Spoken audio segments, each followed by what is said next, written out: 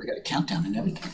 I know. I feel like I'm like in mission space. That Disney. We still haven't figured out how to mute it until it goes live, though. Oh, really? I think that's part of the charm. Yeah, they get to listen to all of our banter. Yeah. My oldest son, when he was young, we were in that mission space ride at Disney, and you're like in a rocket ship. You have a countdown to blast off, so you're like looking at what a sky simulation. And he panicked and he screamed to get out, and they literally stopped everything. Really? And I was like, he'll be fine, he'll be fine. They're like, no, ma'am, he has to get out. He has to get out. He wants out. That's the kid now jumping out of helicopters into oceans. Oh, that's Joey. Wow. So, wow. Yeah. I guess that had no real bearing effect on him then, huh? No. Well, maybe it did. Maybe he's like, I'm never doing that again. I'm not saying anything. I missed the ride. It took him a bit to find his courage, but my gosh, he found it. Is he in Air Force or Navy? Navy rescue swimmer. Yeah. Dude, insane. Goodness. God, well, not nearly as heroic, but when I was a kid growing up in a car dealer family, I always said I was never going to go in the car business. Yep. That's scary, actually. You've been in it ever since. I know. I do warn my kids about saying never. Yeah. Yeah. Be careful. Usually doesn't work out too well. Yeah. Sweeping declarations. Yeah. Stay away from sweeping declarations. Always and never. Yeah.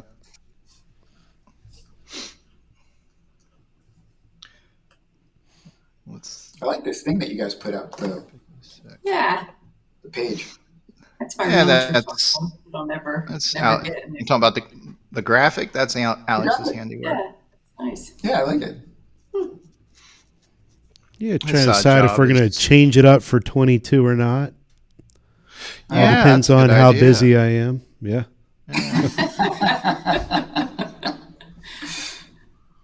It's an honest strategy. Yeah, it's usually how the graphic design thing works. Yeah. We should change it, but then at the same time, I really like what we have. Yeah, it looks nice and clean. I like it too. Yeah.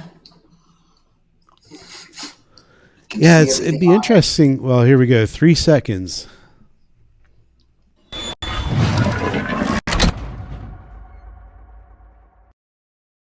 Oh, I find it annoying, but I'm glad we're just wowing the hell out of you guys today. You are. That was very cool. It's supposed to be the other way around. Cheap dates. Yeah. Well, for those of you who are joining us, for the who've seen a few of these before, you'll notice that Jeff and I flew down to Florida. We got on the couch with Carol and Ted. I wish that was true. I know. Jeff's like, why didn't we think of that? That's that would have been a great idea. Yeah. We were in the same room. We could have them in the same room. Been around a pool or yeah, we could have done it outside. Right. Yeah, don't even talk about that. Yeah, so this is our best attempt at CGI here. Yeah. So here we are, Refresh Friday, and we're stoked to have ActivEngage back participating with Dealer Refresh because I think y'all were the first ever. Our very first sponsor. Yeah. Really? Yeah. Yep, first sponsor. Long time I'm ago. pretty sure of. So it's done well. Well, 13, 14 years ago. Well, no, it's older than that. It was like 12. Well, we didn't have sponsorship in the very beginning. So I think that was like 3 years into it.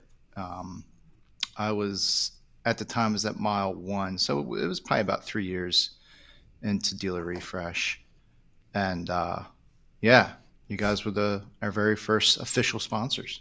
So yeah, it's awesome to have you guys back, and we need someone to be representing chat and technology as a sponsor. Once you guys left, we had maybe one or two. We had, what was that, Car Chat 24. They hung in with us for a little while, but not very long. Are they still around? I don't know. Are they? I don't know. Uh, That's why I They are asked. a little bit. But Yeah. obviously in the press a lot. Yeah. So I know. Well,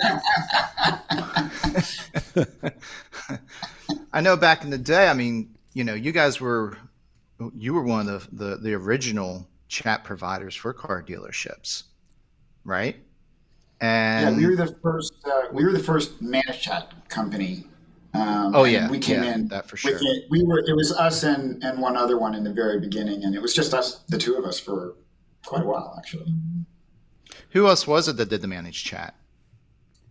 Nobody did it when Nobody. we first started. Contact Yeah, It no one did Once manage. was there, but Oh, that's it was right. self-managed. Yeah. Yeah. So we Yeah. were the only managed offering out there for a while. That's right. Yeah. Y'all also were the ones that turned me on to ClickPaths. So both Jeff and I were customers early on too, and That's right. man, I love that. Just the intelligence you could get out of that ClickPath, and I don't. Yeah. Nobody else at Checkered Flag understood that, but I sure enjoyed it. And That to this Yeah, day, when I meet with our new hire classes, that is the one thing they go, if you have any tips, I said, I'm going to tell you right now, once you open the conversation, you say hello, look at the click path. That's how you know who you're talking to. You understand where that shopper's been and what they're looking at. That's how you can anticipate what their questions are going to Yeah, be. there's so much information So- there to understand. Before you get started, it's almost like a little dossier on what Yeah. this customer is interested in, so you know where to Give take us- the conversation. Give us an example. So someone the click path, maybe they came from, let's just say, Road and Track or Car and Driver. How would you approach that customer differently than someone that clicked over from AutoTrader or Cars.com? I would say the first example, that's someone more interested most likely in the vehicle itself, features, engine size. AutoTrader may be, it's more Price. about how color, soon can I get it? color, price, mileage, that Availability. kind of thing. Okay. But then you can look at what pages did they visit on that site as well. True. Sometimes it's interesting. You can see them walk themselves down from, oh, I want a brand new. Okay, maybe I want to use, so they're kind Yeah. of working themselves down. It's also a lot. If they're coming in from outside, you have the information where they're coming from, and that can tell you some of the detail if they're looking for availability of a vehicle or just more information about the vehicle. But also when they're inside, the way they navigate through the site, so they're going to hit a landing page. It depends where they're coming from, or if they're even just coming directly to the website, they're going to hit the homepage or the link that brought them to the site. And then where did they go from there? Because it's not any different than being in a store, right? So you're in the store and the customer comes in and goes, oh, I like that Land Cruiser over there. When you spend 2 hours with them to find out that they're looking for a Tercel or something like that. So, Yeah. you see what they're navigating around and looking at, and then you have an idea of, okay, well, this is really where they are. So, whatever they're asking me right now is either directly relative to what they were looking at, or it's not, and I need to know how to address that. Well, there's another aspect too. So one of the things that it really opened my eyes to, as well as a webmaster for the dealership, was that the amount of abandonment. So a lot of the people who started with chat, they had touched other forms. So like they had gone to the credit application form, they'd gone to the trade-in form, but they never filled them in. They just started chatting. So, okay, look, I got somebody who's credit conscious and they have a trade. You know that immediately, because they were playing with Right. that area. But Mm-hmm. Right. Yeah. What's also interesting is the number of people who will fill out a form and then engage in chat. And that's because they didn't get the satisfaction from the form. They want acknowledgement, they want connection, they want affirmation that they were heard. And so That's I what an really a lot- autoresponder's for. Yeah. Right? I know a lot of times people are trying to put so much information on their page thinking, oh, I'm going to answer all the questions. We don't need chat. I'll have all the answers on my website. But we chat for a client who has an FAQ page. All of the chat questions from the FAQ page are questions that are answered on the FAQ page. So yeah, people don't read, they don't look. Yeah, we always give the consumer way too much credit. Yeah. Well, you're also especially living when in searching for a world, vehicle. yeah, you're living in a world where you can find the answer to most questions by typing something into a search engine in a couple of seconds. Mm-hmm. So do I want to walk over to the encyclopedia and find out the answer to the earliest dinosaur, or do I want to just type it into Google and it'll tell me instantaneously? And that's the difference between forcing a customer to navigate through the FAQs. True.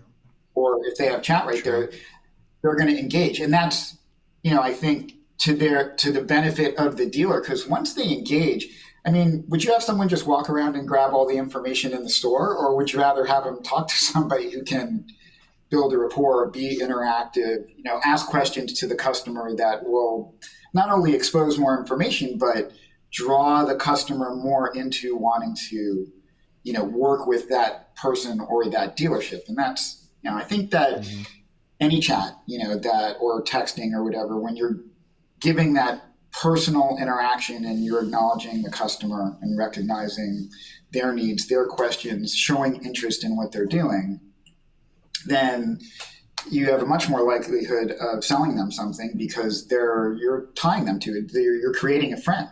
You're creating a relationship at the very least.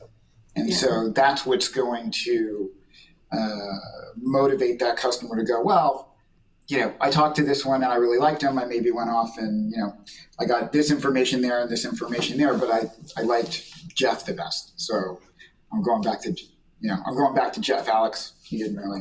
Yeah. His breath stank. Yeah. Yeah. He smokes a pack a day. Yeah.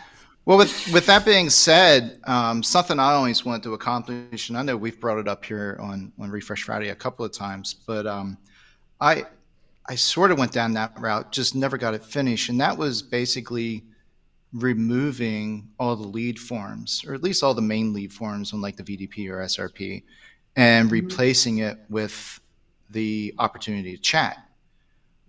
What I was going towards was an actual form that sort of looked like the lead form, but you could, at the bottom, rather than hit send, it would just go ahead and initiate that initial chat.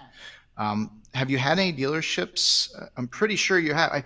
Who did we have one last? I think it may have been Kevin. No, it wasn't Kevin Fry.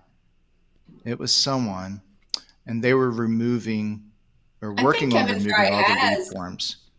I think Kevin Fry has removed all of his lead forms. Maybe it was Kevin then. Yeah. And in the example that you were talking about, if you were to do that, I would hope that you'd also have just a chat button, because you don't want to put up barriers to entry. So you don't want to require a lot of information for someone to start a conversation. Correct. But I also think it's a great idea.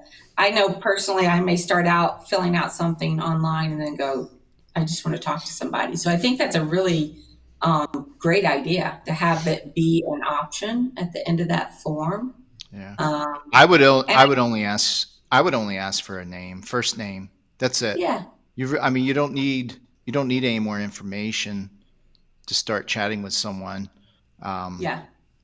When you look at all the traditional lead forms that ask, for a ton of information. But the great thing about chat is you've got that opportunity right there and then to build the rapport. And if you do it effectively, you can, you can easily obtain all that information. That's how you get a quality lead. So that's, for us, that's what it's always been about. I was a district e-commerce manager and turned off a lead source because they delivered lots of leads, but they were all crap.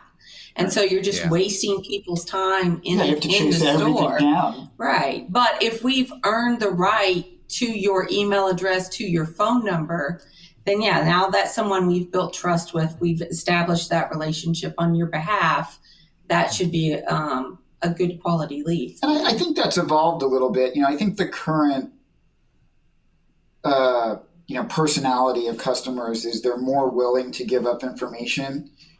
So it's easier a little bit to get some of that information afterwards. So you shouldn't require it so much up front. Yeah. But I think also because they give up that information a little bit easier, it is important to have more of a conversation with them to really make sure that they're a useful lead for the dealer. Because people now, you can chat with someone or just have them give their information and they're not even in the market. But they'll give you the information because they're just getting used to doing that. Yeah. And we don't want to produce that. Most, if you're thinking about it, you don't want to produce leads that are just going to make salespeople and BDC people in the store have to chase everything down, and they're going to be like, oh, well, the conversion just to engage after the chat is very low. That's not very useful. So I think that it forces chatters and people who are engaging from our side of the business, to be a little bit more thoughtful and have something to talk about, be engaging with the customer so that you can pull that out. Are you really a customer now? Do you really want to buy? Is this the right time frame? And and be valuable to the customer, but then produce a lead that actually is going to turn into a sale. Is that a byproduct of the pandemic? People being a bit more apt to give up their information online? I think it's a byproduct of everyone just getting comfortable with chat, because they chat on their bank, their school site, medical offices often are having chat. People are so accustomed to chat. When we started 14 years ago, chats would start with used Nissan. And you could only, almost envision the person back away to say, what's going to happen? I don't know. They treated it like a Google search, But today, everyone's so used to chat, and they don't answer the phones. So if you're asking for a phone number to start a chat, that's a waste. That does not assure you someone's going to pick up the phone. Right. So... My favorite was always the chat bots that would, start off within the second message. It was, in case we get disconnected, what's your first name, last name, email, so. Yeah. And then, of course, and it was just a chat bot. So, they would say, oh, look how many leads we got you. And it's like, but these leads are junk. That's a great, quality over quantity all day. We learned the hard way that different companies define leads differently. Oh my God. Some companies define a lead as I brushed up against this person. I can't tell you what they're looking for or how to reach them, but we showed them a hi, would you like to talk today? Yes. We define a lead as name, way to contact them, whether it's email or phone, and what they're interested in. And if we don't have those three pieces, we don't send it. We have had dealers in the past say, I don't care. I want you to send me everything. And so we make that change and we send them everything. They're running it through some database, some other marketing aspect. And so that's fine. If that's what they want, we'll send it. But well, as people have evolved into being more comfortable with chat, what are their expectations now? Sadly, I think their expectations are not terribly high because they've had a lot of those bot chats, and that's unfortunate. It does occur to me, though, yesterday I was thinking about this. People are paying so much more for the vehicles because of the inventory shortage. That service level that's accompanying that higher price should probably be elevated. I think gone are the days where we're going to put up with this substandard bot type of chat. And that's what we are seeing in the conversations since the pandemic. They are more relational. They are more personable. They do come in with so you've actually tracked that. Yes. Oh, yeah. You've actually been able to track, because that was one of my questions, how has the pandemic and especially now with the inventory shortage, have you actually been able to track, how the customer is communicating. Are they being, are they asking different questions, and are they being maybe a little bit more upfront or more likely to share information? I think that just superficially, and I feel like Carol talked to the detail, but customers, clearly have more of an agenda when they're getting into a conversation. The conversations have more depth. There's more. It's not so generic. You have to really be able to answer questions, and you have to really be able to try to help guide the customer to the answer that they're trying to achieve. It's not, the number one question that we used to get is, do you have it and how much? Right. Now it's a much broader set of questions than what that is alone. Like what? More so they come in very specifically on the vehicle that they're looking for. So they have picked out that vehicle, and they will tell us specifically why they want that vehicle, because it's 4-wheel drive. I have to have 4-wheel drive, or it has a sunroof. I haven't found any of them with a sunroof, whatever that is. And they understand the inventory shortage, so they have a sense of urgency. Right. So the fact that a real human is answering them quickly and acknowledging exactly what they're saying. Right. That acknowledgement, I think, is a big... Huge. It's huge. It sticks them to that dealership, right? It sticks them to, because look, they're chatting in. If they're not satisfied with the conversation, they can click over to another site. But our length of conversations have gone 5 minutes longer than they did pre-pandemic on average. People might ask depending on what's going on, even with weather systems today. Pre-pandemic, a certain area would be having a bad storm. You didn't really have shoppers asking, are you okay? How is it in your area? Today they do. Today they're like, wow, are you guys really getting it hard on this side of town? It's this, whatever. I think that may be a Florida thing. Yeah, they don't have storms anywhere else. That's right. Or fires. No, I'm just thinking about maybe nicer people. That I've always found that's more in the South. Once you hit past we always say the Mason-Dixon line because I live on the line, but I only say really it's once you get past the Northern Virginia area, then people start to become Like way more Eric? nicer, and will ask you questions like that. No, we get stuff like that. No, we Denver, do. Actually, We do. You do get it all over. Actually, when Yeah. you look at the numbers. We do get more colorful stories from Florida shoppers. I'll give that to you. Hopefully, it's more colorful. Yeah. I think so. The lady was telling us about a deer ran out in front of her. This was the second time in a year, and she's going to replace her Tundra again because of these damn deers. Like, we got the full skinny on the deer issue in the panhandle of Florida, but that's okay. So yeah, it's kind of nice because it's that we're all in this together kind of mentality, and the shopper understands more and seems to care more about the situation, not just with the inventory, but with the people that they're talking with too. So, and that's all absorbed. They really take it in. You can tell during the conversation how much they really absorb it. And appreciate the conversation, because otherwise they wouldn't kind of stay engaged with it, I think. yeah.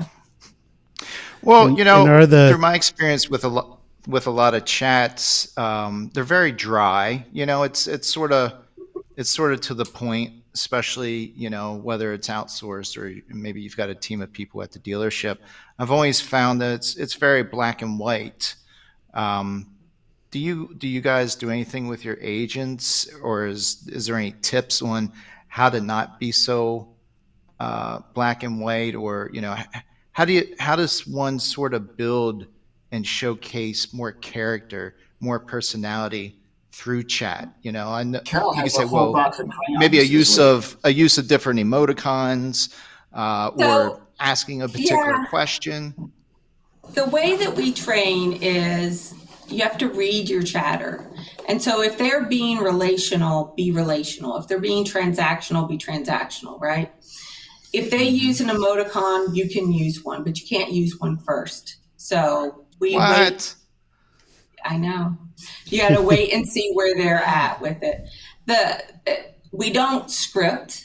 So we explain what the industry is to the people who are going to handle the conversations. We explain the whole shopping funnel so they can understand when they're looking at those details pages and the links, they can understand where that shopper is. And then the conversations are dynamic. They're generating them themselves. The thing, and we encourage personnel, we tell them, bring you into the conversation, right? Mm-hmm. The danger in that is, we've had several of these in the past, is we had an agent who said, because the shopper was going to ask for him when they came in. And he goes, oh, I work in the back. They chain me to the desk. I don't ever get out on the floor. Right? They chain me to the desk in the back, right? So yeah, people get triggered pretty easy nowadays. Well, the shopper loved it. Had a big laugh, ha, ha, ha, ha, ha. There's great reaction. So, of course, the agent is sharing this with everyone around him. And before you know it, we have a whole team of people chained to desk. And so we were forced to go buy chains, actual chains. No, within 3 days, we were like having huddles like, guys, cannot be chained to a desk. Right. You had to take it out. That cannot be used over and over and over. It's funny once. Yes. That's it. One time, as Johnny Dangerously would say. Yeah. Oh, well, that's a good example. Yeah. Yeah. Because you hit. You know, luckily you got someone that thought it was funny, but yes, nowadays you never know. Trigger someone the wrong way. Yeah.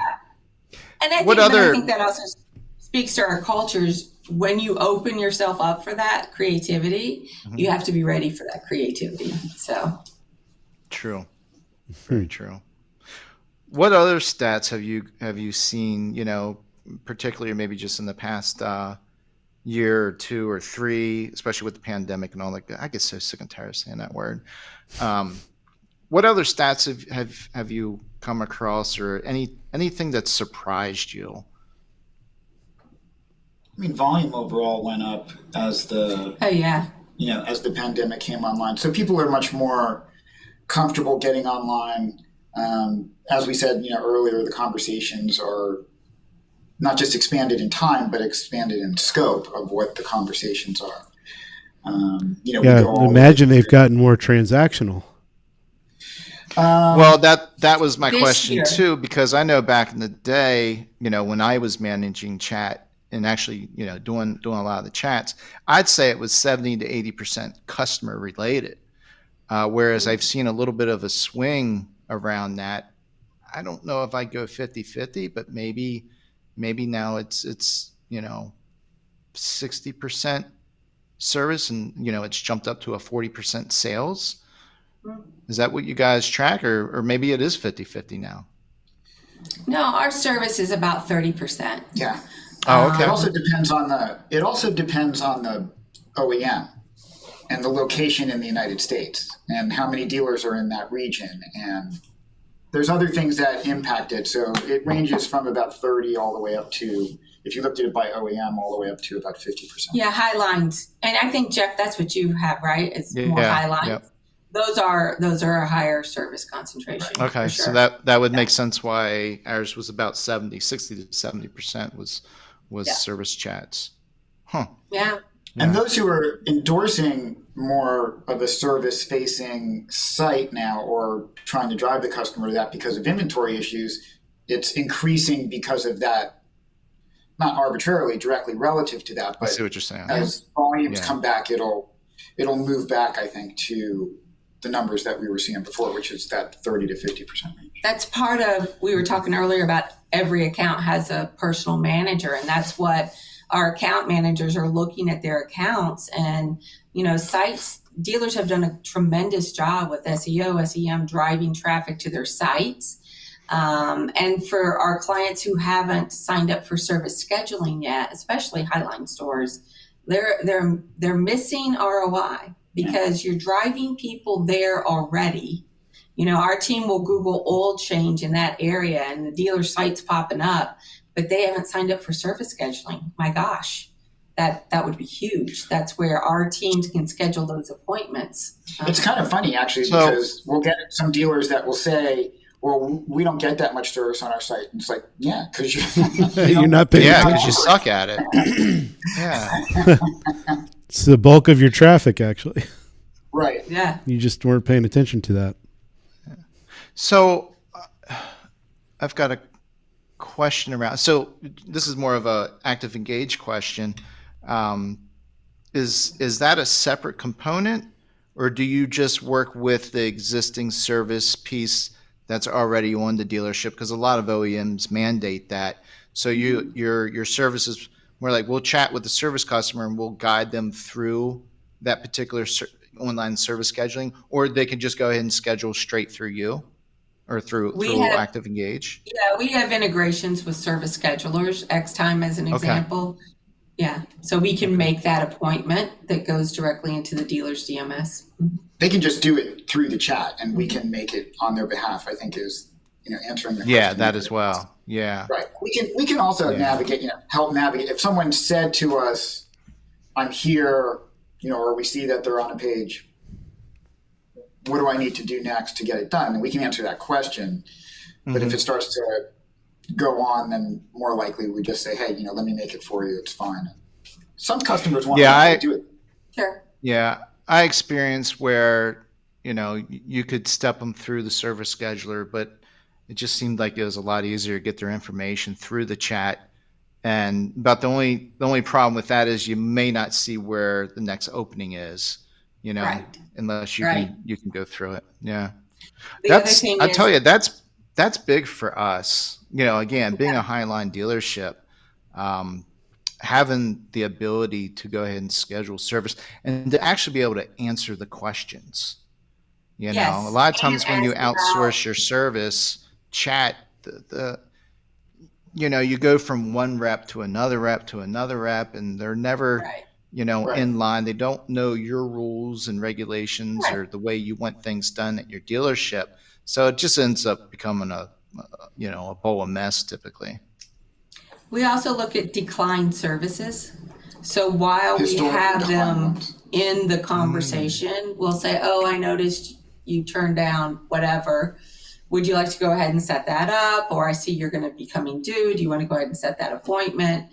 And in that way, we're building the repair order at the same time. Yeah. Just upselling. Nice. I think you just sold Jeff. I know. Yeah, that's a slicker idea. I never considered that. Yeah, that's a great idea. Yeah, it's great to be able to have those integrations so that we can see where they've been, what their history has been, with the dealership as far as services and things, and as well be able to offer those. Typically, if you're talking specifically about ActivEngage, and I would imagine you could do this, across other brands, but certainly with ActivEngage, our average RO is typically about 35% higher than someone who's just trying to do it on their own on the website. It's even about 10% higher than the ASMs. And it's just, I think, a consistency issue, as far as being able to take the time to get it done. It's a 30% higher show rate than people who go through the scheduler themselves also. Yeah. Because they've talked to someone, right? Yeah. That makes sense. What about, so dealing with other people's technologies like an Xtime and whatnot, I'm sure you all are up against some digital retailing solutions as well. And how often is a customer trying to go down that path and needing some help from one of your people? So of the digital retailing integrations, our quality team looks at those conversations. They pull so many conversations every week, and I look at what that analysis is. Interestingly enough, about a third of the time, the customer's question is how to get through the tool. And so we can kind of unstick them and help them along their way. About 30% of the time, it's a question that the dealer really needs to answer, like, will you accept a check from XYZ credit union? And so we'll gather that information because they're at a point in the tool where they're kind of afraid to move forward. So we'll gather that information, send it through as a lead, And then a third of the time, I'm not sure the consumer is aware they're in a digital retailing tool. So they're just asking some basic question, and so we handle that conversation as you. But we're integrated with a lot of these digital retailing tools as well. So, things like Modal and CDK and Roadster, Darwin is a big Credit one. And some IQ. of them have, other ones that are more significant. Credit IQ, which was just bought by Cars. So we're actually integrated with those systems so that we can handle conversations and see what's being done as we move through those. What's interesting, and I'm just going to comment on this because I think it's interesting, which is, as we talk about digital retailing, a lot of what we saw, previously, not it's gotten better this year, so I can't really say it that much anymore. But, in the past 2 years, a lot of what we saw as digital retailing, even back to when we were doing this for some of you guys before, the conversations, we were able to pull credit apps and send them to the store and evaluate where the customer was, figure out payments. And that wasn't really digital retailing. We were doing that just conversationally through the chat. And you see a lot of these tools that came up and they were like, oh, now we can do it technologically, but we still need the conversation for it. Now you're starting to really see the transactions, I think, where they're able to push all the way through. And I think it's much more meaningful. But the conversations definitely support more throughput and getting further through the process, for the customer. Because most people, even if they don't have specific questions, they sort of want an advocate. They want someone who's going to be there to be like, that's a great car. I love that car. Or, that's what I wanted, or I had one a long time ago, and it was my favorite car. And they just want to feel good about spending, $34,000 on a car on average or more, because it's a major purchase, right? And it's tough if you feel like you're doing it on your own. What I see is the missing kind of POW for digital retailing is just like someone drives into your lot and is looking at cars, there's a salesperson there to kind of signal to them, oh, it's time to go in and fill out credit and start this, right? The same thing, once more dealers pick up on this, is the same thing should happen in chat. If we're integrated with a DR tool and we have the ability to serve that up in a conversation, rather than waiting for those few percentage of consumers who say, yeah, I'm ready to buy now, let's go, have that access for us so that once we've answered the question about the vehicle, we can say, if you really want to save time in dealership, here's our credit application. You can go ahead and get that started, or the trade-in appraisal form, or whatever that is. And so in that way, we're kind of introducing them into the DR flow for the dealer, whatever the DR flow is for that dealer. Maybe the dealer takes it all the way through online. Maybe they deliver the car, maybe they don't. But to actually have those pieces of DR introduced through the conversation, right, instead of passively waiting for the consumer to come into the DR tool. Well, I think it's also that, one option when you're just going through the DR is just, here's a process, go through it. You just left kind of to your own devices to have to do that, as opposed to if you're in a conversation and we're answering questions about a vehicle and we're just proposing next steps every time that's accepted by the customer, they're engaging themselves, they're tying themselves more to that particular dealer, they're building a bigger relationship with that particular dealership, and they're getting themselves more involved with that car. Whereas I think it's detached enough that even if they're making it through the DR process on their own, there's a certain amount of detachment because it's just, filling out a form on a site, and it's not interactively of discussion. You're not really accepting the responsibility of the conversation that's going on. Right. And the other big piece of it is, and I think this is for any provider who's, got chat connected with it, is, when there's a disengagement, you can find out why. If someone's going through the process and they're filling out forms and they stop, well, they just stopped and that's the end of it. And you may have part of it and you have no idea why they stopped at that point. You're just guessing at that point. If you're having a conversation with someone and they're going through the process and all of a sudden they say, well, I don't want to do that right now, you literally can say, oh, that's okay. Why? Yeah. We're about to move into our new house. Do we use that address? Do we use that address? Like, and it's super helpful. You know, it's all about, for us, it's all about building a relationship really is the first piece, but it's also about gathering the information about this customer that's necessary for the salesperson in the store to finish, and if you can give that person more data, more information that's personal information about this customer, I'm not talking about PII, I'm talking about the why of things, then that's really how that salesperson is going to be able to sell the car, because you're going to say to him, here, this is customer just bought a house. This is their timeline. This is why they stopped or went through at this point. This is why they're looking for this car. They just had a kid, or their kid's going to school, or this is what's happening. And all those little pieces of information are what really builds the rapport with the customer. And that's what sells the car. That's really what's selling the car. Yeah, or at least the appointment, for the customer to show up. Sure. Yep. So would we all be on the same page in thinking that we're still going to have some inventory issues going into the first half of next year? Yes. Yeah. So no, things will be back to normal, Alex. Yeah, the chips are flowing, the aluminum's here. Yeah, that's right. It's just a switch. Good. I thought they have to turn the lights on. That's it. Yeah, totally. So going into 2022, which unbelievably is right around the corner. Jeez.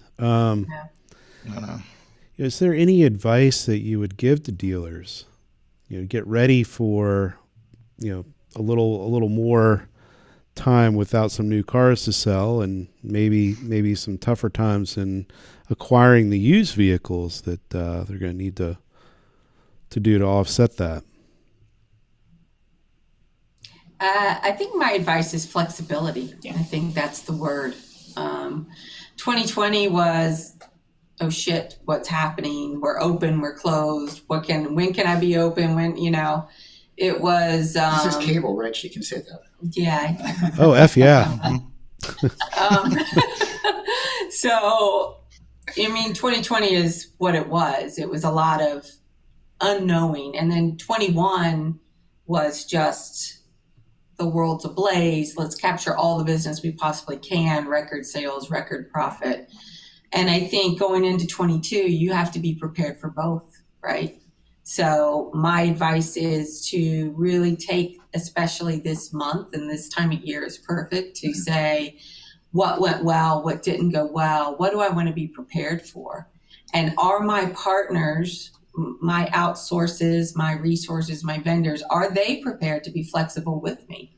So if I want to attempt to go in this different way with chat or whatever, do I have an adaptable, flexible partner who's smart and can move up and down that level of service with products, be where I want to be? And if not, kind of look around. But I think flexibility is going to be key, because to your point, who knows when the shortage is going to end and the sun will rise. And so, yeah, I think you need to determine how you want to present yourself. It's really saying the same thing, but how you want to present yourself as a dealer to your customers. Recognize what you have that's been working for the past few months, and where you are with the inventory. There's always ways to get better and to increase revenue and to be more in front of your customers. And there may not be, there's always service to sell, but there may not be, a lot more things to sell than the things that you currently have. But your outreach to the community and the way that you interact with your customers and what you do with them when they come to your site, or how you get visibility with them. I think, you have to constantly be innovating if you're any type of business entrepreneur, which all dealers are. And you have to be looking to be more effective, to capture more of the constituency that's in your area. And it can definitely be done.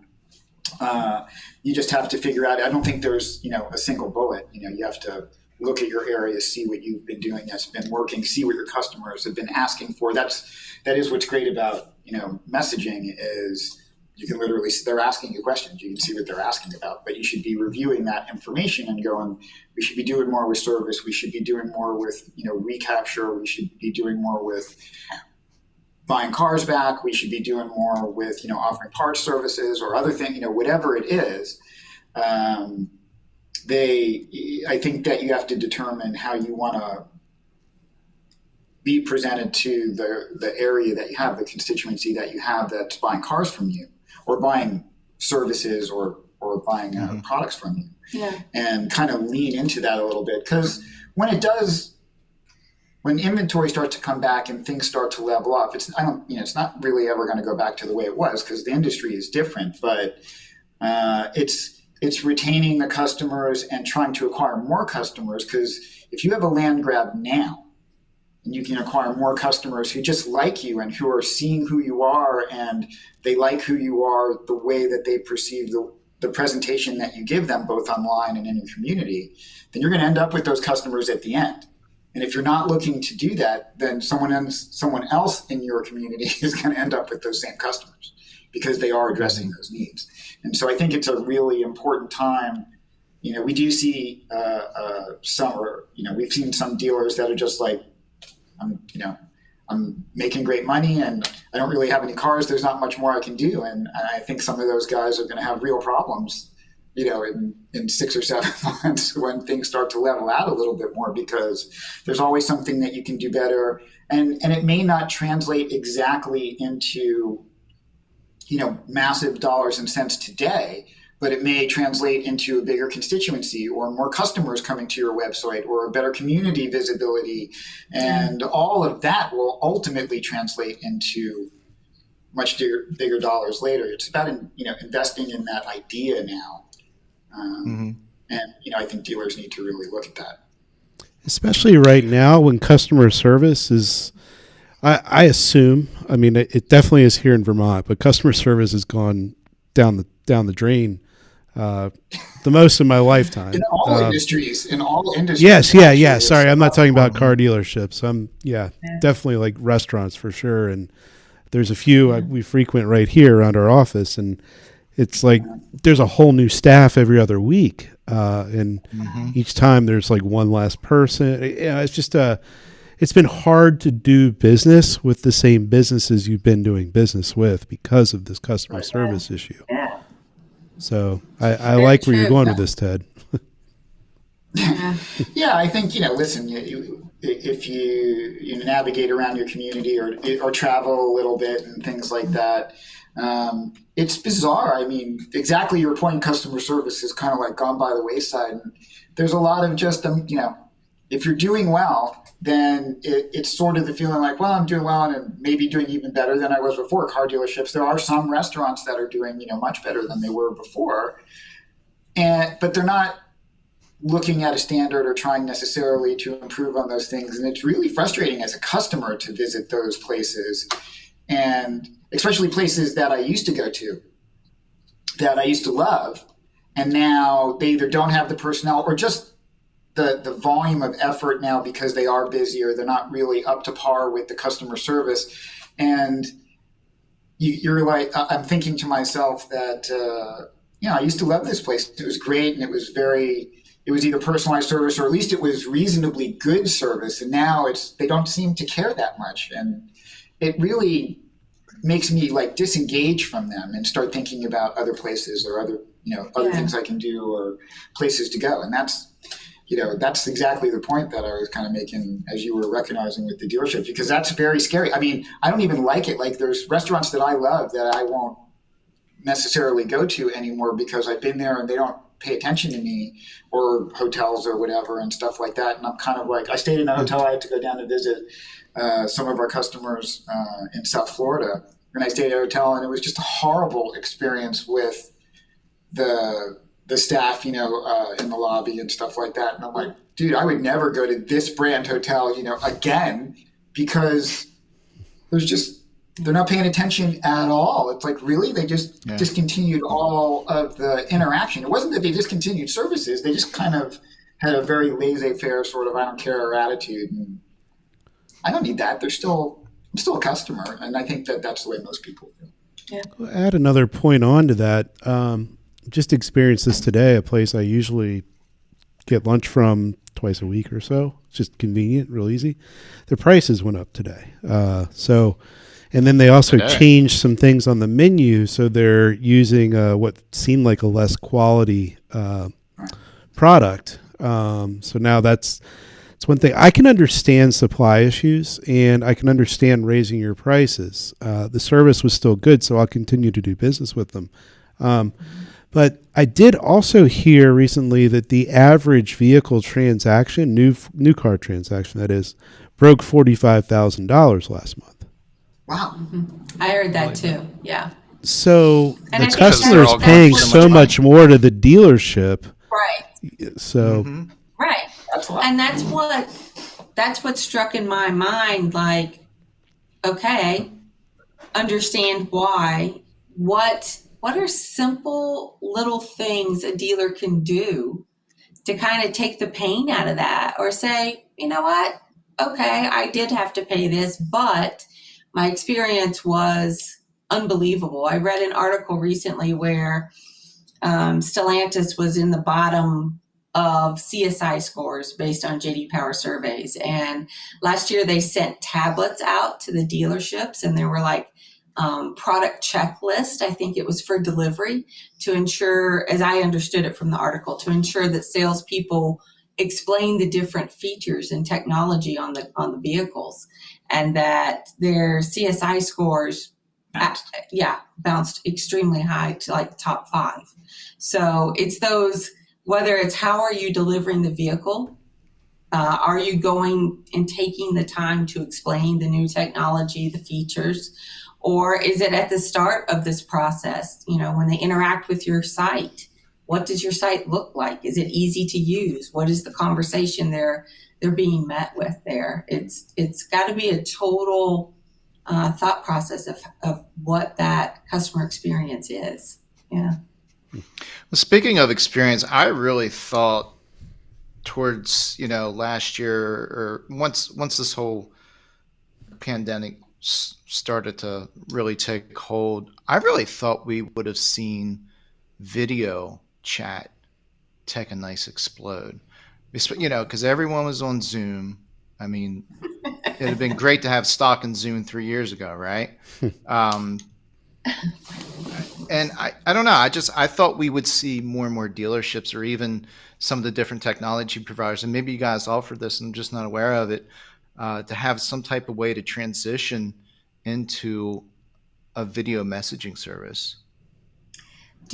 Have you ever heard anyone say, I love Zoom meetings? I love getting on Zoom meetings. That is awesome. Have you seen the Folders commercial where he's wearing no pants? Jeffrey Toobin does. Yeah.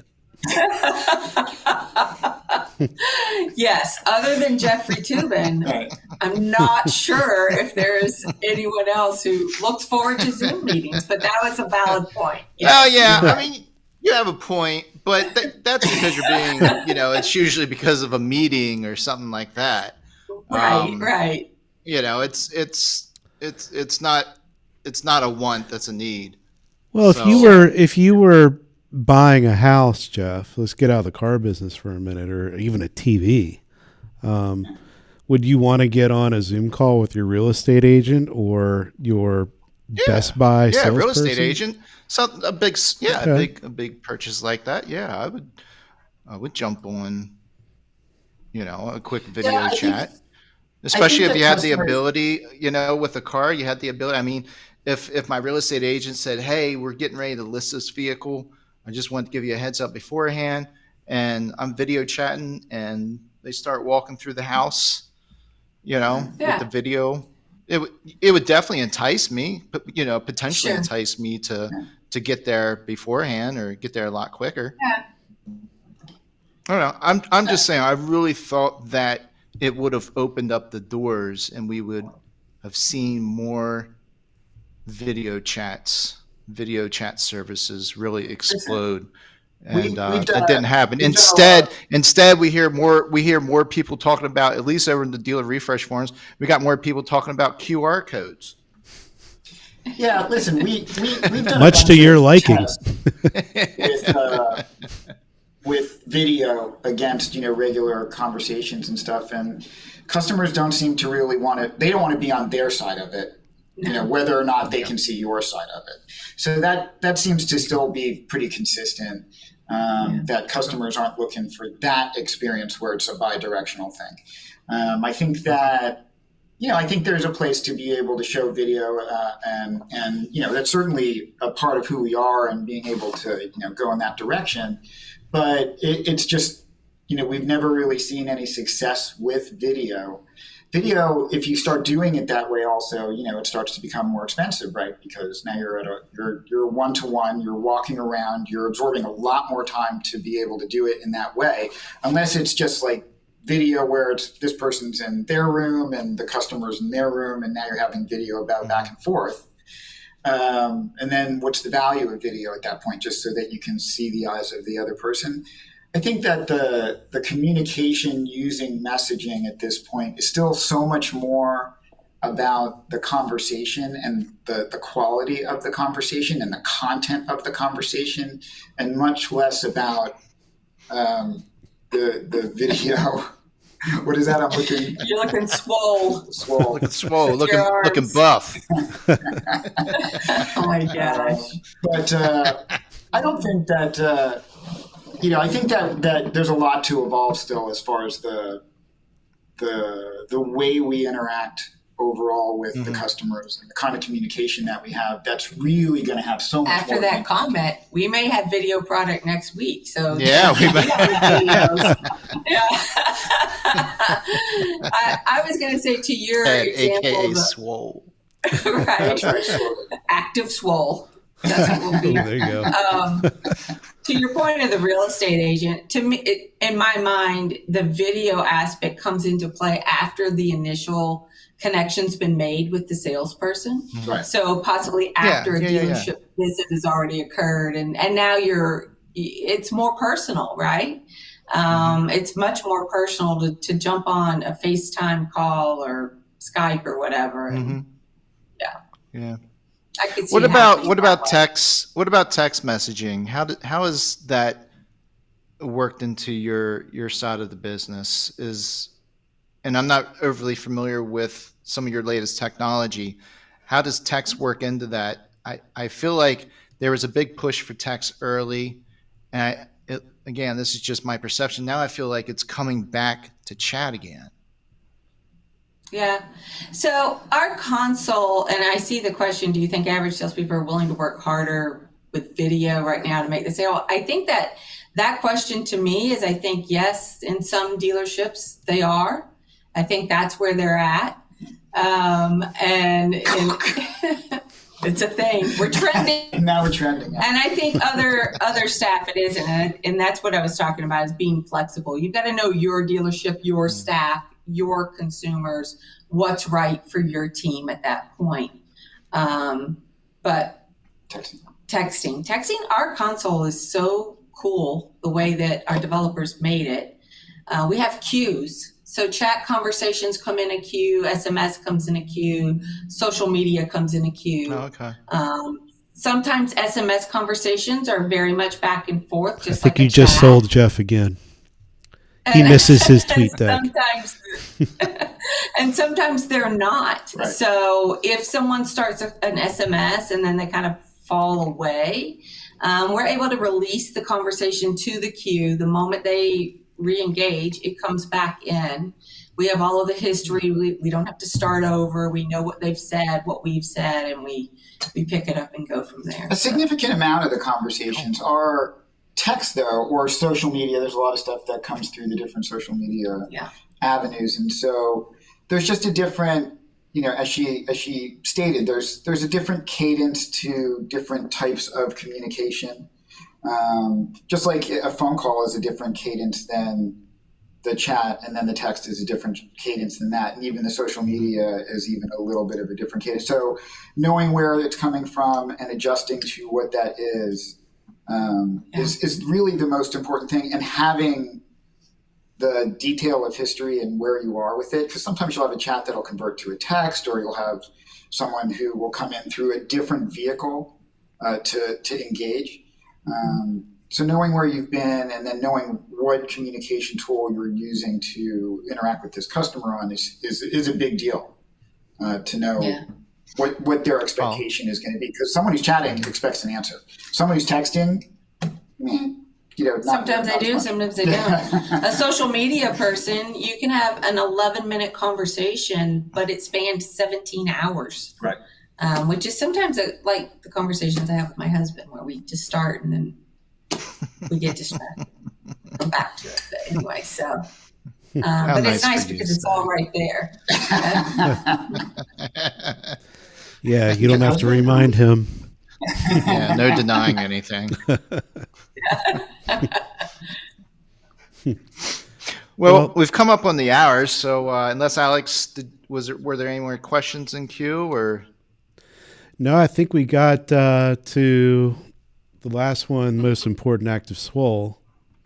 Yeah. Well, I was going to ask if just real quick, do you guys have any new technologies planned out? Anything that you want to just recap the conversation with?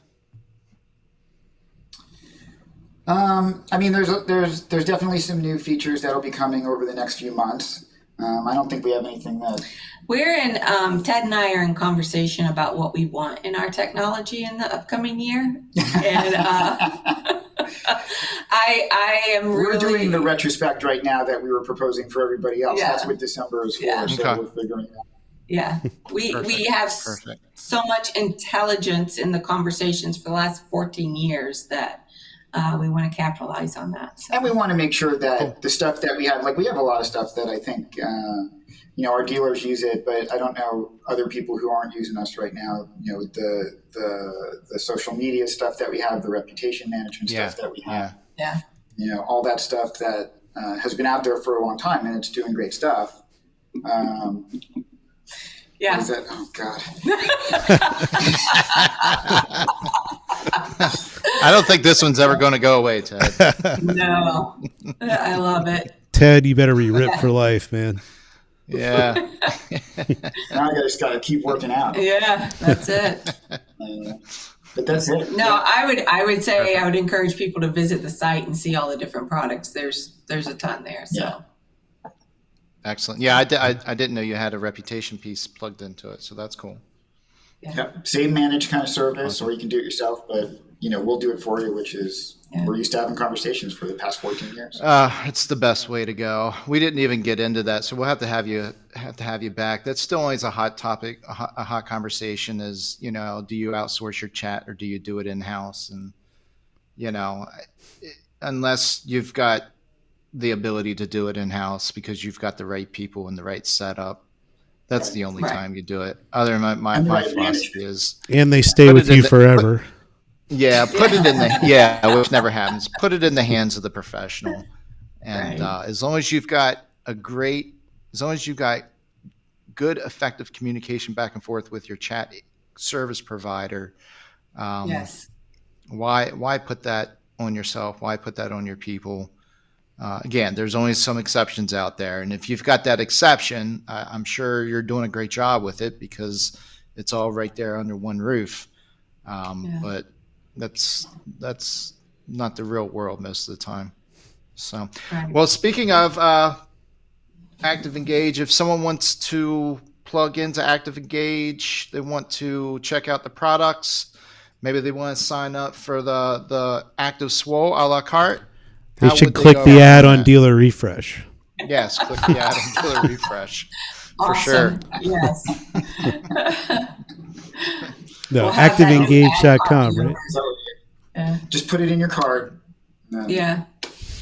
It'll go. All right. Awesome. Well, Carol, Ted, thank you so much for joining us. It was a great conversation. Thank you. I really appreciate you back on. It was a pleasure. Thank you. You got it. Yeah, have some great holidays and phenomenal New Year. Same to you. You too. Thanks All a lot, right. guys. See you guys. Bye.